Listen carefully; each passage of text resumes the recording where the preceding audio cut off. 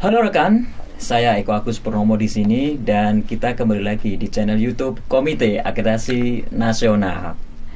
Di podcastkan perdana kali ini, kita akan membahas terkait dengan akreditasi, sertifikasi, dan Komite Akreditasi Nasional itu sendiri dan isu-isu lainnya yang berkembang terkait dengan penilaian kesesuaian.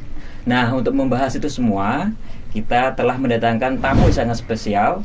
Beliau merupakan salah satu sosok yang sangat berpengaruh dalam penyusunan Undang-Undang Nomor 20 Tahun 2014 terkait dengan standarisasi dan penilaian kesesuaian. Dan selain itu juga beliau merupakan peer evaluator APAK yang bertugas untuk menilai badan akreditasi negara lain. Nah, langsung saja kita sapa. Selamat pagi Pak Doni. Selamat pagi Mas Eko. Assalamualaikum. Waalaikumsalam warahmatullahi wabarakatuh Pak. Apa kabar, sehat Pak? Alhamdulillah sehat. Alhamdulillah sehat Pak. To the point saja ini Pak. Apa itu? Kan ini sebenarnya itu apa Pak? Logonya ada di mana-mana nih Pak. Oke, tapi santai aja ya Mas Eko ya. Oke, santai aja. Jadi yang terkait tadi akreditasi itu apa? Karena kata-kata akreditasi banyak banget kan. Iya betul. Akreditasi rumah sakit, akreditasi perguruan tinggi, akreditasi sekolah ya. dan seterusnya. Betul. Kemudian mungkin juga kan gitu ya, logonya kadang ada di truk. Oh iya. Betul. Oke, tapi mungkin kalau kita berbicara kan gitu ya, Komite Akreditasi Nasional. Jadi kalau kita berbicara kan karena namanya komite, pasti kan itu kumpulan orang. Oke. Ya, karena kemudian kumpulan orang itu apa gitu kan. Nah, ketika kita berbicara akreditasi kan intinya kita ingin memastikan bahwa akreditasi apapun lah, bahwa mau lembaga, katakanlah yang kadang-kadang perguruan tinggi juga disebut akreditasi, intinya kita pengen membuktikan bahwa lembaga yang diakreditasi itu mempunyai kualitas tertentu lah. Oke. Nah, jadi kan itu ya kumpulan orang yang didasarkan pada peraturan tertentu, kemudian dia punya tugas untuk memastikan bahwa yang menggunakan logo kan itu ya memang layak menggunakan logo kan, dia dapat dipercaya, dia memiliki kemampuan, kemudian dia tidak suka main-main lah, kira-kira gitu Mas Eko. Kalau Pak di Bapak menyampaikan kumpulan orang, sebenarnya orang-orangnya siapa saja nih Pak? Jangan-jangan. Oke. Jadi mungkin sekalian ya, karena kan ini juga ada logo PSN, ada logo kan gitu kan. Kira-kira apa itu Pak? Bedanya itu antara kan BSN. Jadi kalau kita berbicara suatu negara itu kan pasti ada aturan-aturan tertentu. Nah, Indonesia punya sistem standarisasi, kemudian karena ada standarisasinya dan standar itu hanya dokumen, pasti perlu untuk membuktikan bahwa standar itu ketika kemudian digunakan orang dia bermanfaat gitu kan, atau yang memenuhi standar itu memang benar-benar sesuai dengan standarnya. Nah, kalau kita berbicara BSN, maka tanggung jawab BSN itu dia melakukan tugas pemerintah untuk memastikan mulai dari mengembangkan standar, menerapkan standar, kemudian bagaimana cara menilai penerapan standar itu baik atau tidak, kemudian juga memastikan yang menilai penerapan standar itu baik atau tidak juga. Nah, ketika kita berbicara bahwa yang menilai penerapan standar itu memang benar-benar bekerja dengan baik gitu ya, itu kan artinya kita perlu proses penilaian yang tidak bisa dimain-mainin. Nah, karena di Indonesia itu sekarang udah enggak, tapi dulu kan katanya kalau keputusan itu diambil oleh pemerintah, kemudian keputusan itu bisa diambil oleh satu orang yang punya kekuasaan mutlak, itu kan ya kekuasaan tuh katanya tren tuh kerap gitu kan. Nah, jadi oleh karena itu pada saat Presiden RI yang ketiga membentuk Komite Akreditasi Nasional, diharapkan setelah proses penilaian ini, maka keputusan bahwa lembaga itu memenuhi syarat atau tidak cukup oleh diputuskan ketuanya gitu. Tidak cukup diputuskan oleh sekjennya, tapi dia harus diputuskan oleh sekelompok orang. Nah, sekelompok orang yang memutuskan bahwa katakanlah lembaga sertifikasi itu dapat dipercaya, laboratorium itu menguji dengan benar. Itulah yang kemudian dipayungi dengan Undang-Undang 20 dengan nama Komite Akreditasi Nasional. Nah, kemudian masih ada pertanyaan lagi. Kalau kemudian kelompok orang itu hanya pemerintah semua, jangan-jangan kalau lembaga pemerintah ya udah pasti diakreditasi, dikasih logokan gitu kan. Ada keraguan publik ya di situ. Ya, kalau swasta, oh nanti dulu gitu. Nah, jadi kemudian kan itu dibentuk sejak dulu, sejak tahun di Kepres tahun 2000 Kepres 78 tahun 2001. Di sana kemudian dikatakan bahwa kumpulan orang itu 30% wakil pemerintah, 70% wakil non pemerintah. Jadi kalau ada sebuah lembaga sertifikasi, katakanlah menggunakan logokan, itu yang bisa memutuskan bahwa lembaga sertifikasi itu bisa menggunakan logokan, ya bukan kepala BSN, tapi kumpulan orang. Kumpulan orang itu ya. Kan itulah yang memutuskan, keputusannya diharapkan mufakat. Tapi kalau tidak bisa mufakat ya voting, dan di situ ketua pun tidak bisa memveto. Jadi memang keputusan mufakat dari komite, ya, itu yang kemudian disahkan oleh kepala BSN selaku ketuakan bahwa lembaga itu kemudian dapat diakreditasi. Gitu Mas Eko. Kalau Bapak tadi bicara terkait dengan penilaian, sebenarnya yang dinilai oleh KAN itu siapa saja sih Pak? Jadi kalau kita melihat batasan dari Undang-Undang 20 tahun 2014, atau kita lihat lagi sebelumnya ya, PP 102 tahun 2001, di sana kan ada sambungannya sebenarnya. Kan itu tidak hanya akreditasi, tapi ada sambungannya akreditasi lembaga penilaian kesesuaian. Nah, penilaian kesesuaian itu apa? Tadi kan penilaian kesesuaian itu mastiin kalau dia lembaga sertifikasi person, memastikan orang itu kompeten. Kalau dia laboratorium penguji, berarti dia menentukan barang tertentu itu sifatnya seperti apa, dan dia juga bisa melakukan pengujian secara kompeten. Nah, jadi kalau kita berbicara lembaga penilaian kesesuaian itu ya sebenarnya bagian dari yang dinilai oleh KAN itu sebenarnya operator dari sistem standarisasi. Kan kalau BSN sudah menerapkan standarnya, kemudian ada orang atau lembaga BSN menetapkan, kemudian ada orang atau lembaga yang menerapkan standarnya, pertanyaannya siapa yang menilai itu?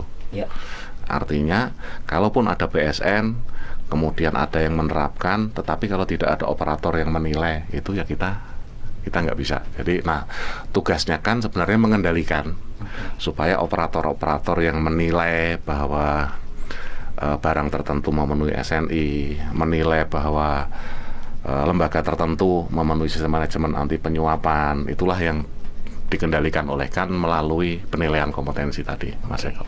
Berarti yang dinilai di sini banyak sekali Pak ya, ada produk yang disampaikan, kemudian ada jasa juga. Ya, kalau kita melihat kecakupan dari Undang-Undang 20, berarti lembaga-lembaga yang memastikan bahwa barang atau jasa atau proses atau sistem atau orang itu memenuhi persyaratan tertentu yang ditetapkan di dalam standar.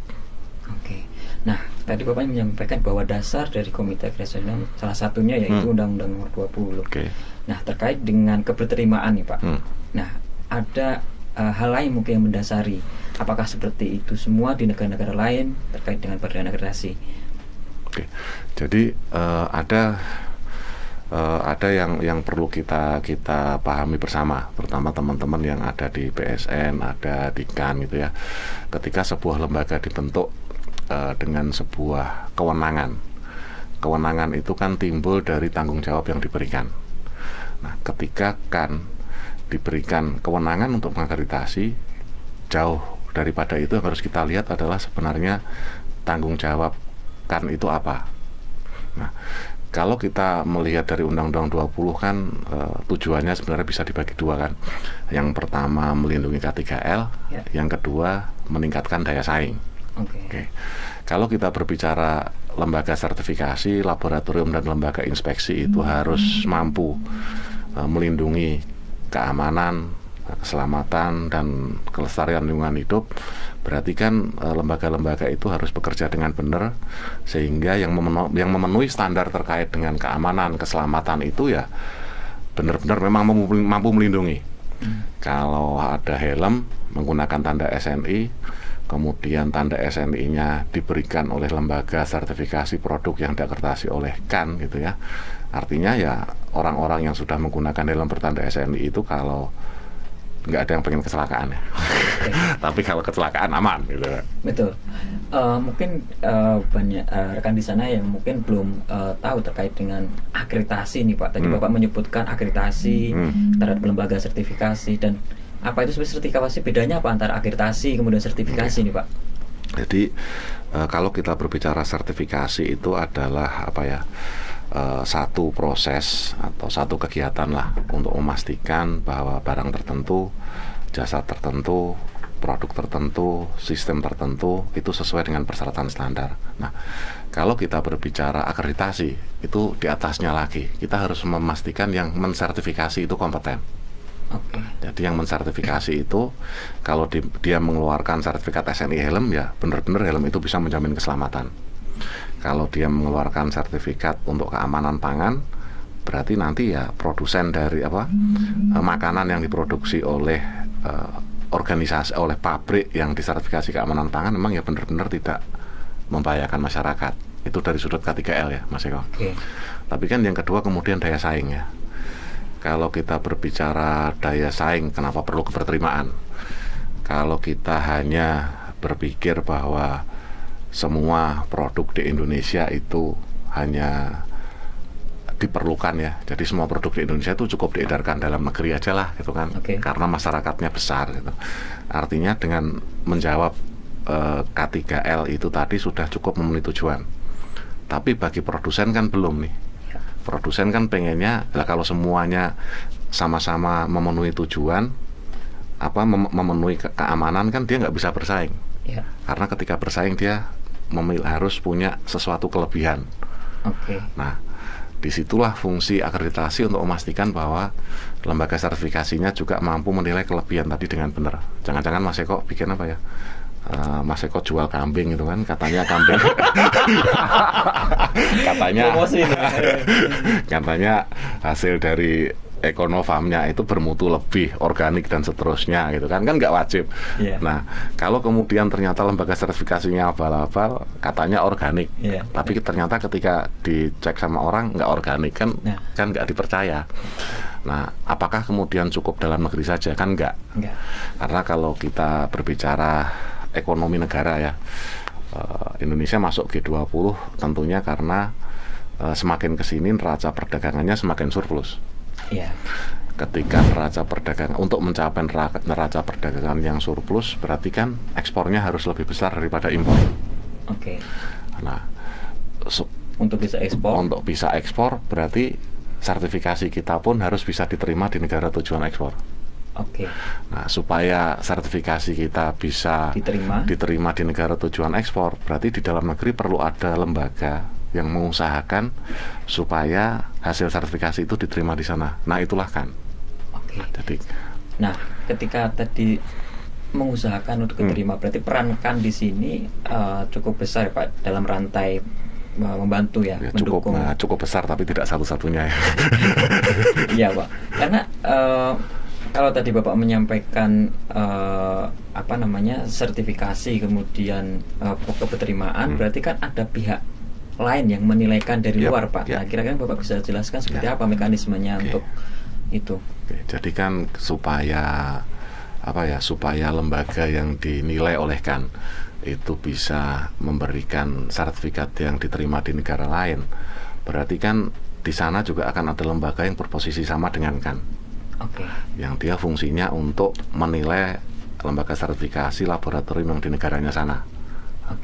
Artinya kalau kita ingin katakanlah mengekspor produk Amerika, berarti CAN-nya Amerika di sana ya, di sana namanya ada ANAP ya, ANSI itu pun harus percaya bahwa CAN itu memiliki kemampuan yang sama dengan mereka. Tapi kalau menilainya satu-satu kan ya CAN-nya capek kan. Mau diterima di Amerika dinilai orang Amerika, mau diterima Australia dinilai orang Australia. Oleh karena itu untuk supaya bisa menjalankan tanggung jawab menggunakan kewenangannya, maka CAN kemudian menjadi anggota dari organisasi kerjasama di regional Asia Pasifik yang kemudian secara otomatis menjadi anggota dari organisasi kerjasama internasional di bidang akreditasi. Nah, tapi sekali lagi mungkin banyak juga yang mengatakan ngapain sih kita harus di-drive oleh organisasi internasional gitu kan. Karena kebanyakan organisasi internasional itu kan pasti dikendalikan oleh negara-negara maju. Kalau saya melihatnya terbalik. Kenapa kan harus menjadi anggota organisasi internasional supaya kita bisa memanfaatkan organisasi itu untuk kepentingan kita. Jadi kalau kita diakui mereka, berarti kita bisa dong nego dengan anggota-anggota mereka yang sekitar 100 negara ya, 80% dari anggota PBB. Kalau kan-nya sudah diterima, artinya kan sertifikasi yang berlakukan bisa diterima. Kalau sudah seperti itu berarti kita bisa nego-nego supaya barang kita bisa diterima. Itu tujuannya. Oke. Berarti sangat luar biasa ya Pak ya. Dalam tidak hanya tadi K3L, juga daya saing tadi sampaikan Bapak. Ya. Nah, selanjutnya kalau tadi kita bicara keterterimaan nih Pak. Nah, selain keterterimaan berarti untuk mempertahankan kepercayaan, otomatis kan juga memerlukan sumber daya nih Pak. Sumber daya. Nah, kalau saya lihat dari 2001 tadi Pak ya, sampai dengan saat ini gitu ya, seperti apa Pak kondisi sumber daya manusianya ya? Oke, dari jadi sisi kan sendiri. Karena kebetulan saya dari awal ya. Saya dari tahun 2000 sudah di sini gitu ya. Jadi ketika kita berbicara menilai kompetensi lembaga gitu ya, berarti kan secara lembaga kan juga harus lebih kompeten dari yang dinilai. Oke. Kan nggak mungkin lah kita bisa bilang menyatakan lembaga sertifikasi itu kompeten kalau kan-nya tidak lebih kompeten dari mereka. Artinya kan kita harus memahami cara kerja mereka, kita harus memahami otot mereka. Jadi kalau kita berbicara sumber daya apa yang paling penting, personel. Personel yang berkualitas menjadi sumber daya utama dari pengoperasian akreditasi oleh Komite Akreditasi Nasional. Iya. Berarti sumber daya kan itu sama dengan misalkan yang di Amerika, ANAP, ANSI dan semuanya setara Pak ya? Dengan pengakuan itu berarti diakui setara, dan harapannya memang kesetaraan itu kesetaraan yang benar-benar nyata ya, bukan kesetaraan yang kalau kata orang dipupuri gitu, dibedain gitu. Pupuri bahasa Jawa Pak ya. Oke Pak, tapi kalau dilihat dari data ya Pak, khususnya untuk skema-skema sukarela, itu tanda kutip masyarakat atau penerap organisasi itu banyak menggunakan badan akreditasi luar Pak. Misalkan 2001 itu saya lihat kenapa pakai misalkan yang di London UCAS gitu ya. Itu mungkin apa sebenarnya lebih untuk mana sebenarnya Pak? Kalau dari sudut pandang Bapak seperti apa? Ada dari dua sisi. Yang pertama memang kita harus mengubah budaya, karena kadang-kadang karena kita mungkin ya karena bangsa kita terlalu lama dijajah ya. 350 tahun dijajah, jadi kalau lihat logonya orang Belanda itu kayaknya pasti lebih tinggi gitu kan. Padahal sebenarnya kalau kita lihat dari sisi pengakuannya sama gitu kan. Dan ternyata terbukti juga di 2018 gitu, ketika katanya di Amerika ada regulasi baru terkait dengan free formaldehyde untuk produk-produk turunan kayu. Atau sebelumnya mungkin Mas Eko yang praktisi di situ, verifikasi legalitas kayu atau pengelolaan hutan produksi lestari gitu ya. Ternyata kan dengan menggunakan lembaga sertifikasi yang di Indonesia, kemudian akreditasinya juga oleh kan, dengan sedikit negosiasi bisa diterima secara langsung. Tapi kita juga tidak bisa menyalahkan user. Jadi kalau saya secara pribadi yang menggunakan logo UCAS itu salah, enggak juga. Jangan-jangan memang kitanya yang kurang promosi ya. Makanya jangan lupa subscribe ya.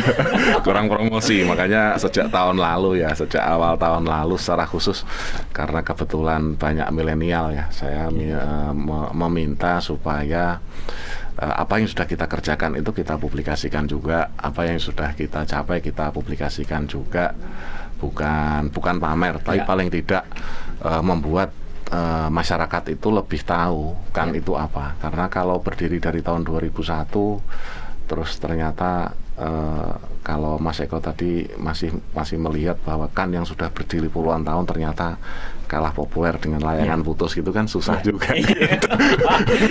Bagus lagi. Berarti ya teman-teman muda kan lebih tahu lah caranya gimana kan itu menjadi organisasi yang kekinian gitu kan.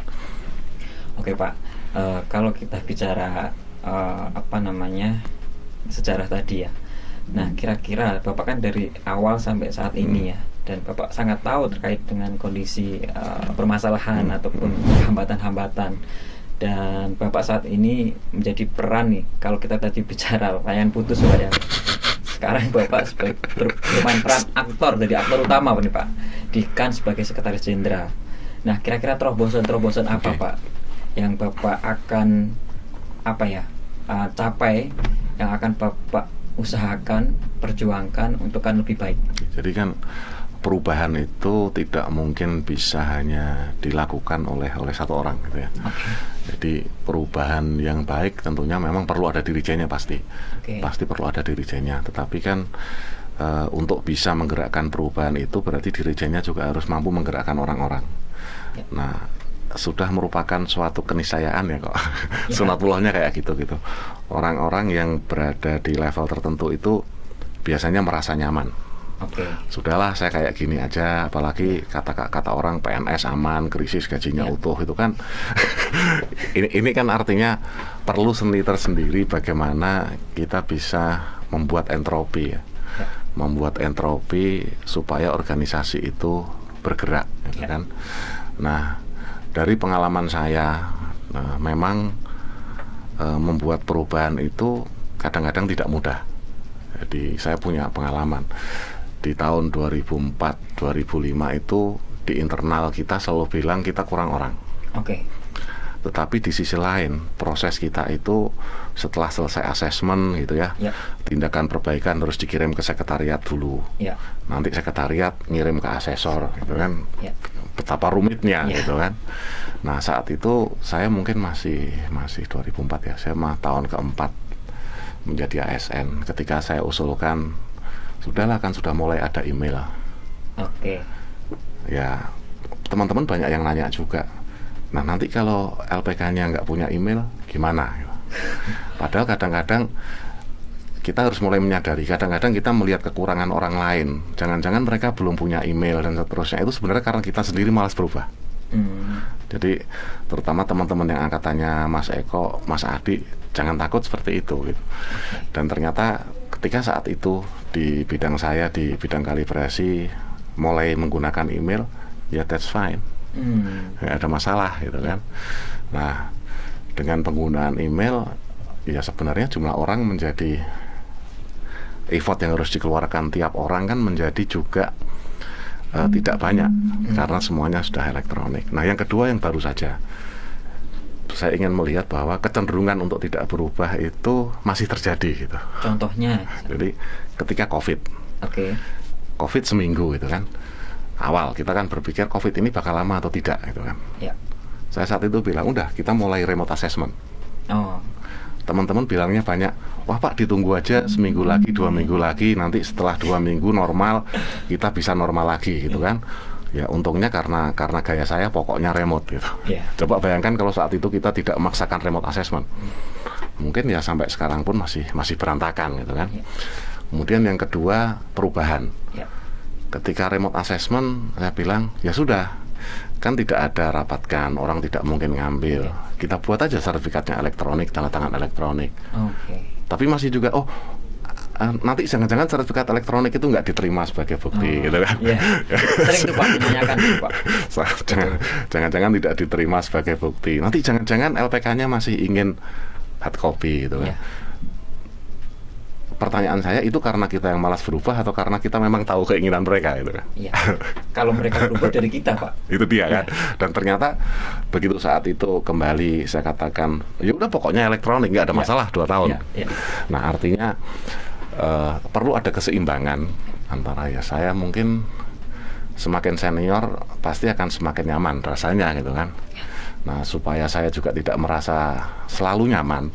Harapannya teman-teman yang muda terutama OC itu bisa mendorong saya tetap untuk berpikir perubahan. Oke. Jadi tidak perlu takut gitu ya, karena kalau organisasi itu sudah terlalu nyaman dengan strukturnya, apalagi top manajemennya juga merasa tidak terganggu, saya gini aja juga udah eselon 1 gitu ya repot gitu. Jadi tetap perlu ada keberanian dari teman-teman yang muda untuk mengusulkan perubahan. Oke Pak, saya tertarik Pak terkait dengan COVID tadi ya. Gimana Pak Presiden, Pak Jokowi akhirnya memilih dua pilihan bersamaan ya Pak, antara peningkatan ekonomi, pemulihan, kemudian disertai juga penekanan untuk penurunan COVID. Nah, sejauh mana sebenarnya peran KAN dalam mendukung hal tersebut Pak? Oke, jadi di sini sebenarnya meskipun sekali lagi sayang sekali tidak ada publikasinya gitu kan. Ya, makanya kita publikasikan hari ini Pak. Seringkali tidak ada publikasinya gitu. Jadi saya masih ingat ketika awal kemudian COVID meledak ya. Kemudian karena semua negara produsen alkes itu menggunakan produk-produknya untuk perawatan di negaranya sendiri, ventilator gitu kan. Sedangkan kita ada inovator-inovator yang sudah membuat ventilator baru, tetapi kemudian ini bisa dipercaya atau tidak gitu kan. Nah, di situ sebenarnya teman-teman laboratorium di lingkungan Kemkes itu bertanyanya ke kita. Kenapa? Karena mereka juga kalau misalkan nanti dia kan ventilator itu kemudian bisa dipakai, kalau ternyata berbahaya bagi pasien gimana? Nah, di titik itu ya memang kita perlu bekerja dengan cara yang berbeda juga. Kalau secara umum biasanya nunggu SNI dulu selesai, ini selesai, berarti secara otomatis di dalam kondisi itu ya kita harus melihat dari standar internasional langsung yang paling aman tuh yang mana. Kemudian ketika kondisi seperti itu, lab-labnya yang harus menilai itu kan pasti butuh jaminan sesuai dengan kewenangannya juga. Nah, dari pihak pengguna ini sudah diakreditasikan atau belum? Nah, di dalam waktu singkat seperti itu artinya saat itu kan juga bekerja bukan out of the box ya, tapi ya dengan cara yang tidak biasa, sehingga asesmen bisa dilakukan dengan cepat dan hasilnya tetap kompeten juga. Itu di yang pertama. Kemudian yang kedua juga terkait dengan ketersediaan lab-lab yang bisa melakukan PCR test gitu ya. Ya, yang terakhir kemarin pilihannya ekonomi tetap jalan gitu ya. Ekonomi tetap jalan, tetapi pandemi juga bisa diturunkan gitu. Nah, di situ yang kemudian kemarin SNI CHSE ya. SNI CHSE yang tadinya merupakan program pemerintah dibiayai oleh pemerintah berdasarkan proyek, itu yang ngusulin sebenarnya dari teman-teman kita. Ya sudah, kalau seperti itu dilepas ke pihak ketiga saja. Itu kan peran kan ada dua sisi itu. Mempercepat sertifikasi CHSE supaya pelaku usaha bisa mudah mendapatkan sertifikasi dari banyak lembaga sertifikasi yang memberikan jasa, kemudian menghemat biaya pemerintah. Karena pelaku usaha pariwisata yang kaya kayaknya malu juga kalau dibiayai negara. Iya, betul Pak. Kemudian yang ketiga, ketika CHSE itu kemudian tumbuh, tentunya akan diperlukan auditor baru, inspektor baru. Artinya ada kemungkinan juga dengan sistem itu akan meningkatkan lapangan kerja juga di level expert. Jadi sebenarnya perannya kita, potensinya banyak, hanya tinggal kita berani bermain atau tidak. Wah, berarti tolak ukur berani itu berarti perlu generasi muda juga untuk bisa selalu semangat dan ada insight-insight baru tentunya Pak ya. Harus imbang ya. Artinya kalau semua ngegas nggak ada yang ngerem, bisa nabrak juga. Sebenarnya banyak sekali sih Pak, karena kita keterbatasan waktu ya rekan semuanya, mohon maaf. Kami ucapkan terima kasih banyak Pak Doni sudah bicara itu apa itu kan, kemudian program-programnya sampai dengan terakhir berjibaku terkait dengan COVID. Siap. Dan kami ucapkan terima kasih banyak Pak waktu dan sharing-sharingnya. Nanti kita mungkin bisa bincang-bincang lagi di kesempatan yang lain. Mengucapkan terima kasih. Dan yang terakhir, kami ucapkan terima kasih kepada rekan semuanya yang telah menonton video ini. Mudah-mudahan dapat bermanfaat, dan sampai jumpa di podcast-podcast selanjutnya.